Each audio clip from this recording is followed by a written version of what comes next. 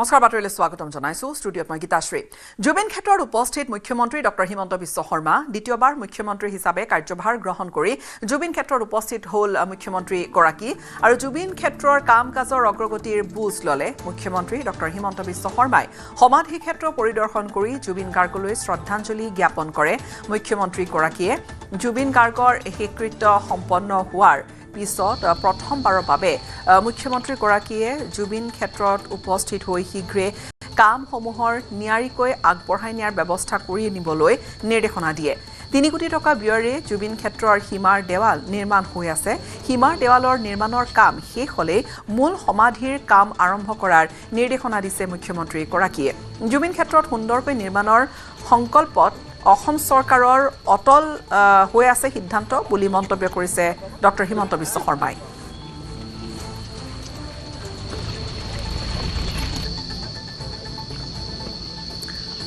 আৰু ইয়া জুবিন ক্ষেত্ৰত মুখ্যমন্ত্ৰী গৰাকী আৰু তেওঁৰ গোটেই কাম-কাজৰ বুজ লৈছে দেৱাল নিৰ্মাণৰ চৌদিশৰ দেৱাল নিৰ্মাণৰ যি কাম 3 কোটি টকা ব্যয় সাপেক্ষে কিন্তু তাৰ উপৰিও যি মূল সমাধিৰ কাম-কাজ কেনেকৈ আগুৱাই নিব এই গোটেইখিনি মুখ্যমন্ত্ৰীগৰাকীয়ে বুজ লৈছে জুবিন ক্ষেত্ৰত উপস্থিত হৈ তেওঁ কিছু মন্তব্য কৰিছে মন্তব্য আমি আগবঢ়াম দ্বিতীয়বাৰে মুখ্যমন্ত্ৰী হিচাপে তেওঁ কাৰ্যভাৰ গ্ৰহণ কৰাৰ পিছত জুবিন ক্ষেত্ৰত তেওঁ উপস্থিত হৈছে দ্বিতীয়বাৰ মুখ্যমন্ত্ৰী হোৱাৰ পিছত প্ৰথমবাৰৰ বাবে তেওঁ জুবিন ক্ষেত্ৰত উপস্থিত হৈছে আৰু জুবিন ক্ষেত্ৰৰ কাম-কাজৰ অগ্ৰগতিৰ বুজ ললে মুখ্যমন্ত্ৰীগৰাকীয়ে সমাধি ক্ষেত্ৰ পৰিদৰ্শন কৰি জুবিন গাৰ্গলৈ শ্ৰদ্ধাঞ্জলি জ্ঞাপন কৰে আৰু জুবিন গাৰ্গৰ শেষকৃত্য সম্পন্ন হোৱাৰ পিছত এয়া কিন্তু প্ৰথমবাৰৰ বাবে মুখ্যমন্ত্ৰীগৰাকীয়ে জুবিন ক্ষেত্ৰত উপস্থিত হৈছে তেওঁ দ্বিতীয়টো কাৰ্যকাল আৰম্ভ হোৱাৰ এই মাত্ৰ কেইটামান দিনৰ ভিতৰতে তেওঁ জুবিন ক্ষেত্ৰত উপস্থিত হৈছে আৰু কামসমূহ যিখিনি কৰিবলগীয়া তাত কাম আছে নিয়াৰিকৈ আগবঢ়াই নিয়া হ'ব আৰু কেনেকৈ নিয়া হ'ব আগবঢ়াই নিবলৈ নিৰ্দেশনা দিছে 3 কোটি টকা ব্যয় সাপেক্ষে জুবিন ক্ষেত্ৰৰ সীমাৰ দেৱাল নিৰ্মাণৰ কাম বৰ্তমান চলি আছে আৰু সীমাৰ যিখিনি দেৱালৰ নিৰ্মাণৰ কাম সেয়া শেষ হোৱাৰ লগে লগে মূল সমাধিৰ কাম আৰম্ভ কৰিবলৈ নিৰ্দেশনা মুখ্যমন্ত্ৰীগৰাকীয়ে দিছে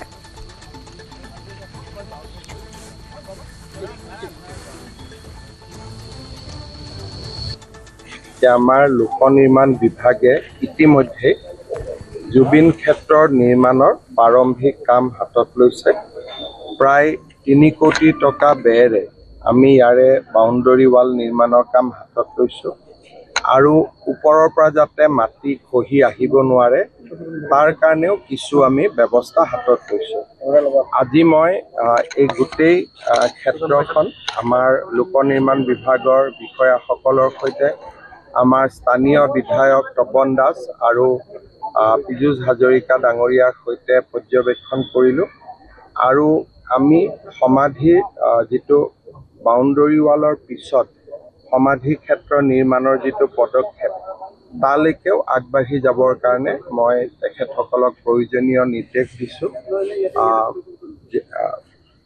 যি ধৰণে আমি আমাৰ এটা ভাল পৰিকল্পনা কৰি ইয়াক যাতে এটা আমি সুন্দৰ সমাধি ক্ষেত্ৰলৈ জুবিন ক্ষেত্ৰলৈ ৰূপান্তৰ কৰিব পাৰোঁ আৰু তাৰো ইতিমধ্যে প্লেনিং আৰম্ভ হৈছে মই ভাবোঁ যে বাউণ্ডৰী ৱালখন হোৱাৰ পিছতে আমি এই কাম হাতত ল'ব পাৰিম মই পুনৰবাৰ জুবিন গাৰ্গৰ স্মৃতি বা তেখেতৰ প্ৰতি মই বিনম্ৰ শ্ৰদ্ধা জনাইছোঁ আৰু অসম চৰকাৰে এই সমাধি ক্ষেত্ৰখন নিৰ্মাণৰ বাবে আমাৰ যি সংকল্প সেই সংকল্প অব্যাহত থাকিব আৰু আমি ইয়াক সুন্দৰ কৰি নিৰ্মাণ কৰিম আৰু এই মুহূৰ্তত জুবিন ক্ষেত্ৰৰ পৰা আমি পোনপটীয়াকৈ সংযুক্ত হৈছোঁ আমাৰ সাংবাদিক মৌচম বৈশ্যৰ সৈতে মৌচম মুখ্যমন্ত্ৰীগৰাকী উপস্থিত হৈছে তেওঁ দ্বিতীয়বাৰ মুখ্যমন্ত্ৰীৰ দায়িত্ব লোৱাৰ পিছতে প্ৰথমবাৰৰ বাবে তেওঁ জুবিন ক্ষেত্ৰত উপস্থিত হৈছে আৰু কিছু তেওঁ গুৰুত্বপূৰ্ণ নিৰ্দেশনা দিছে মন্তব্য কৰিছে হয় গীতাশ্ৰী নিশ্চয়কৈ জুবিন ক্ষেত্ৰত উপস্থিত হৈ মুখ্যমন্ত্ৰীগৰাকীৰ লগত সংগ দিছিলে স্থানীয় বিধায়ক তপন দাস লগতে প্ৰাক্তন মন্ত্ৰী পীযুষ হাজৰিকা আছিলে আৰু যি নিৰ্মাণ কাৰ্যত জড়িত যিসকল বিষয়া কৰ্মচাৰী তেওঁলোকো উপস্থিত হৈছিলে আৰু তেওঁলোকৰ পৰা পৰিস্থিতি বুজ লৈছিলে নিৰ্মাণ কাৰ্য সম্পৰ্কত বুজ লৈছিলে আৰু মুখ্যমন্ত্ৰীগৰাকীয়ে কৈছিল দেৱাল নিৰ্মাণ সম্পূৰ্ণ হোৱাৰ পাছতে এই কাম আৰম্ভ হ'ব আৰু ইয়াত যি স্থানীয় যি কমিটি আছে তেওঁলোকৰ সৈতে কিছু কথা পাতিছিল আপোনালোকৰ সৈতে মুখ্যমন্ত্ৰীগৰাকীয়ে আলোচনা কৰিছিলে কি কথা পাতিলে বা ৰাইজক কি জনালে হয় আমি বহুত মানে আশাবাদী হৈ আছিলোঁ যোৱা 8 মাহ ধৰি। তেখেতে আমাক যি ধৰণে এই জুবিন ক্ষেত্ৰৰ সজাই পৰাৰ মুহূৰ্তত যি ধৰণে আমাক কথা দিছিলে, পুনৰ সেই কথাকে আমাক আজি ক'লে যে অতি সোনকালে আমাৰ যি ধৰণে আমাৰ শ্মশান কাৰ্বি স্মৃতি সৌধ যি বনাই দিয়াৰ প্ৰতিশ্ৰুতি দিছিলে, সেই প্ৰতিশ্ৰুতি আমি আজি তেখেতক পুনৰাই কোৱাত তেখেতে অতি সোনকালে আজিয়েই তেখেতে আমাৰ বিভাগীয় কৰ্তৃপক্ষলৈ দায়িত্ব প্ৰদান কৰিছে। অতি সোনকালে আমাক সম্পূৰ্ণভাৱে কৰি দিম বুলি পেলাই তেখেতে কথা দিছে। নিশ্চয়কৈ আপোনাৰ সৈতেও কথা পতা দেখা গ'ল। হয়, মানে ছাৰক আমি কেইবাবাৰো লগ কৰিছিলোঁ। আমি আমাৰ শ্মশানখন দিয়াৰ পিছত যে আমাৰ এখন স্থানীয় মানুহখিনিৰ কাৰণে শ্মশান লাগে, তেখেতে প্ৰতিবাৰে আমাক কৈছিল যে আটক ধুনীয়াকৈ মই বনাই দিম আৰু ঠিক ইলেকশ্যন যাওক, কাৰণ ইলেকশ্যনত ধুমধুমীয়াত মানে কামত ব্যস্ত হৈ আছে, গতিকে আহিব পৰা নাছিল। আজি তেখেতে আহিছে, আহি সুন্দৰকৈ কৈ গৈছে যে নিশ্চয়কৈ জুবিন ক্ষেত্ৰত নিৰ্মাণৰ ক্ষেত্ৰত যথেষ্ট গুৰুত্বপূৰ্ণ মন্তব্য কৰিছে মুখ্যমন্ত্ৰীগৰাকীয়ে। আৰু নিশ্চয় হয়, আৰু এটা কথা আছিল কি, তেখেতে আমাৰ যিখন এটা পৰিচালনা কমিটি আছে, সেই কমিটিখনৰ লিষ্টখন বিচাৰিছে আৰু সেইখন আমাৰ স্থানীয় MLA থ্ৰুদি তেখেতক দিব দিছে। স্থানীয় যিখন কমিটি আছে পৰিচালনা কমিটি, ইয়াত কিমান মান সদস্য আছে, কিমান গৰাকীৰ লোক আছে? আমাৰ 45জন মান আছে ইয়াত। গোটেইখিনি স্থানীয়? হয়, চব লোকেল, স্থানীয় একেবাৰে। এই আজি 9 মাহ ধৰি পেলাই দিন ৰাত ধৰি পেলাই একাকাৰ কৰি কাম কৰি আছে তেখেতসকলে, বিনা বেতনে কোনো পাৰিশ্ৰমিক দিয়া নাই। আমি এনেকৈ কৰি আছে নিজৰ লেখীয়াকৈ। গতিকে সেই লিষ্টখন বিচাৰিছে ছাৰে।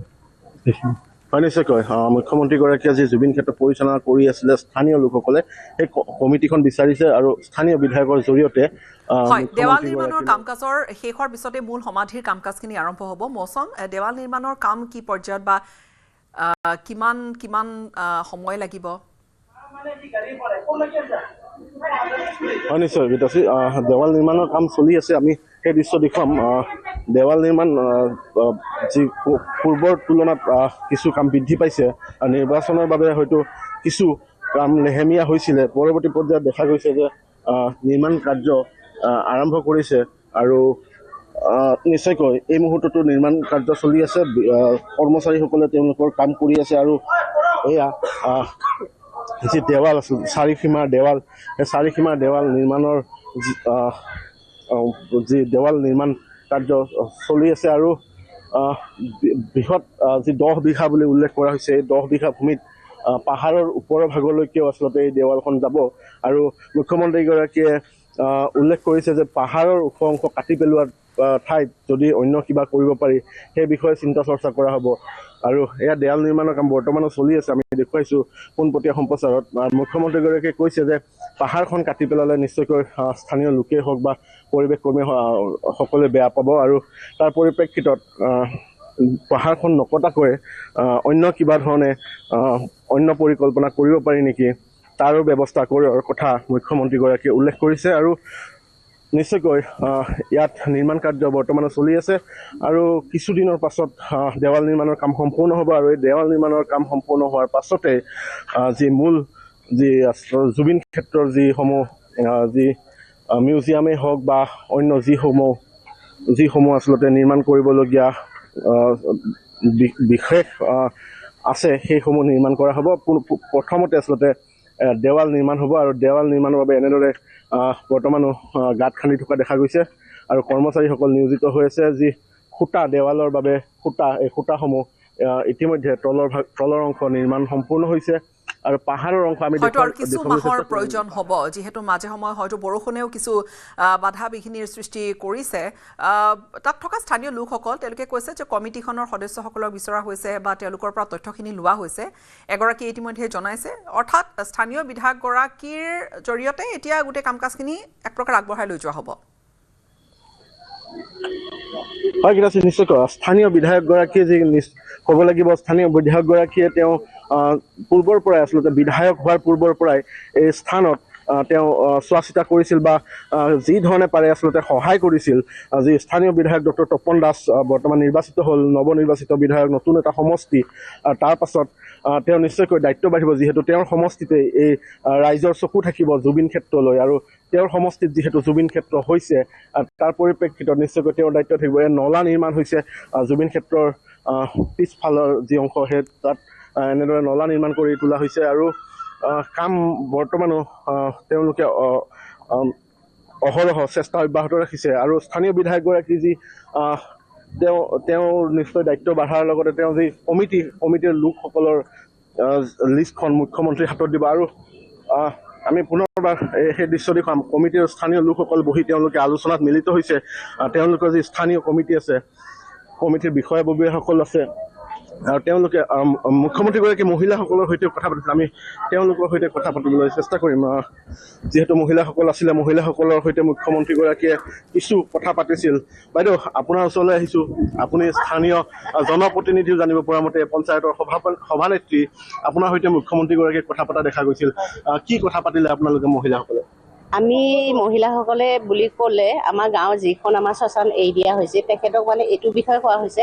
আমাক সুধিছে, মোক এটা কথাই সুধিছে তেখেতে, যে এই শ্মশানটোত কিমান আছিলে? আগতেতো 3 বিঘা আছিলে।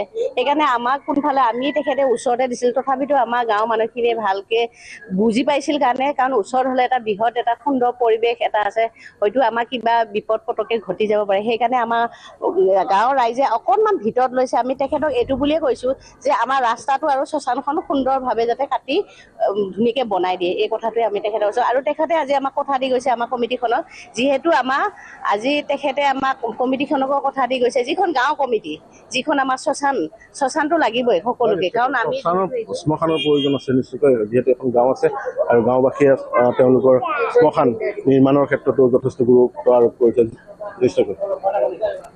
হয়, বিদায় লৈছোঁ আপোনাৰ পৰা। ধন্যবাদ। আমাক পৰৱৰ্তী সময়ছোৱাত আপুনি পুনৰ দেখুৱাব যে কি ধৰণে তাত নিৰ্মাণ কাৰ্য চলি আছে।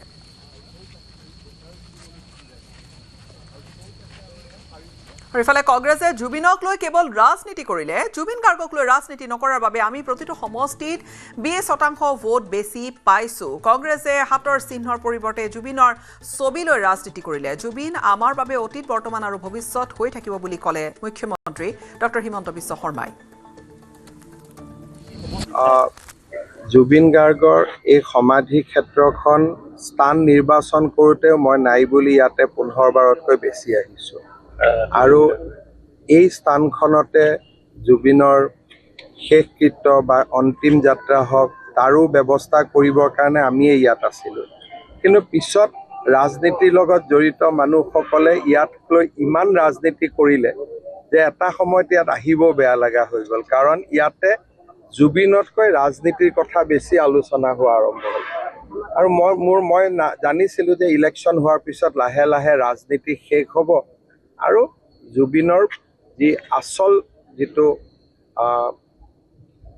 মানুহ বা আচল যিটো চৰিত্ৰ, আচল যিটো সত্তা, আচল যিটো শিল্পী মন, সেইটো নিজে নিজে প্ৰকাশ হ'ব।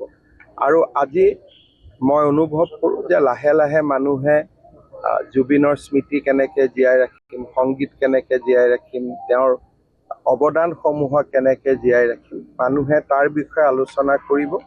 ৰাজনীতি শেষ হ'ল আৰু মই ভাবোঁ যে ভৱিষ্যতেও যাতে জুবিনক লৈ মানুহে ৰাজনীতি নকৰে, যাতে জুবিনৰ আচল সত্তাটো জীয়াই থাকিব পাৰে। কাৰণ মই নিজে অনুভৱ কৰোঁ, যিমান মানুহে জুবিন ক্ষেত্ৰত আহি ৰাজনীতি কৰিলে, সাধাৰণ মানুহক কোৱা নাই, যিসকলে ইয়াত বেছিকৈ আহি ৰাজনীতি কৰি আছিল, জীয়াই থকা দিনত তেওঁলোকে জুবিন গাৰ্গক সদায় সমালোচনাই কৰিছিল। গতিকে এইবিলাক বন্ধু হৈছিল অকল এটা পাৰপাছ লৈ। কিন্তু আমাৰ কাৰণে জুবিন অতীততো আছিল, বৰ্তমানো আছে, ভৱিষ্যতেও আমাৰ কাৰণে তেনেকৈ থাকিব, যেনেকৈ আমি জুবিনক পাইছিলোঁ। নিৰ্বাচনৰ পিছত তেওঁলোক অহা নাই, চব অহা নাহাটোত মই কোৱা নাই, কিন্তু যিটো নিৰ্বাচনৰ পুলিং বুথত জুবিন গাৰ্গৰ ফটো লগাই দিয়া, পাৰ্টি অফিচত জুবিন গাৰ্গৰ ফটো লগাই দিয়া, এইবিলাক মানুহে নিবিচাৰে। কাৰণ মানুহে শিল্পীক সদায় অৰাজনৈতিক হৈ থকাটোৱে বিচাৰে। আপুনি যদি এটা কেন্দ্ৰত ভোট দিব গৈছে, বিজেপিয়ে পদুম ফুল লৈ বহি আছে, কংগ্ৰেছে হাতৰ ছবিৰ পৰিৱৰ্তে যদি জুবিন গাৰ্গৰ ফটোখন লৈ বহি থাকে, মানুহৰ খং উঠিবনে নাই? আৰু জুবিনক লৈ ৰাজনীতি কৰাৰ কাৰণে মই ভাবোঁ যে অতি কমেও প্ৰত্যেকটো সমষ্টিত আমি 20% ভোট বেছি পাইছোঁ। কাৰণ যিমান জুবিনৰ ফেন আছিলে, সকলোৱে হয়তো নিউট্ৰেল থাকিলে কংগ্ৰেছকো দিলেহেঁতেন, বিজেপিকো দিলেহেঁতেন। কিন্তু যেতিয়া জুবিনৰ ফটোখন লৈ পুলিং বুথত ৰাজনীতি কৰা দেখিলে, মই ভাবোঁ যে শেষ মুহূৰ্তত আমাৰ 20%, 15%, 30% ভোট আমাৰ ফালে যোগ হৈছে। কাৰণ বিজেপিয়ে এটা স্পষ্ট সিদ্ধান্ত লৈছিল যে আমি জুবিনক লৈ ৰাজনীতি নকৰোঁ। আৰু মই ভাবোঁ যে সেই সিদ্ধান্তটো যে আমাৰ একেবাৰে শুদ্ধ সিদ্ধান্ত আছিল সময়ে প্ৰমাণ কৰিছে। আৰু কেইবাটাও কাৰ্যসূচীৰে আজি জাগিৰ ৰোডত উপস্থিত হ'ব মুখ্যমন্ত্ৰী ডক্টৰ হিমন্ত বিশ্ব শৰ্মা। পৰিদৰ্শন কৰিব আহতগুৰিত প্ৰস্তাৱিত মেগা ইণ্ডাষ্ট্ৰিয়েল পাৰ্ক। ইয়াৰ পিছতেই দেওশাল মন্দিৰত সেৱা ল'ব ডক্টৰ হিমন্ত বিশ্ব শৰ্মাই। টাটা ছেমি কণ্ডাক্টৰ প্ৰকল্পও পৰিদৰ্শন কৰিব আজি মুখ্যমন্ত্ৰীগৰাকীয়ে।